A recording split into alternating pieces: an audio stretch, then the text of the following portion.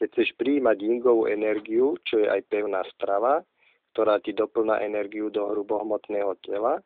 musíš byť vo vertikálnej polohe, čiže stáť a byť uzemnený, lebo v horizontálnej polohe, čiže keď ležíš, nie si uzemnený, tak môžeš prijímať len yangovú energiu zo slnka a celého vesmíru, ktorá ti doplňa energiu do jemnohmotného tela, čiže duše. Takže keď si hladný, len sa postav, začni sa prechádzať alebo cvičiť a hneď načerpáš energiu, pretože najlepšie a najvyrovnanejšie načerpáš energiu spojením týchto dvoch energií, ale nesmieš mať strach, že to nefunguje, lebo strach blokuje prijímanie týchto energií, preto tomu musíš veriť a nebáť sa, že to nefunguje.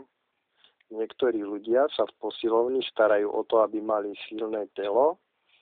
iní sa stretchingom starajú o to, aby mali uvoľnené telo, ďalší sa otužujú, aby mali lepšiu obrannú schopnosť voči chorobám, čiže lepšiu imunitu, ďalší meditujú a snažia sa mať pozitívny prístup k životu,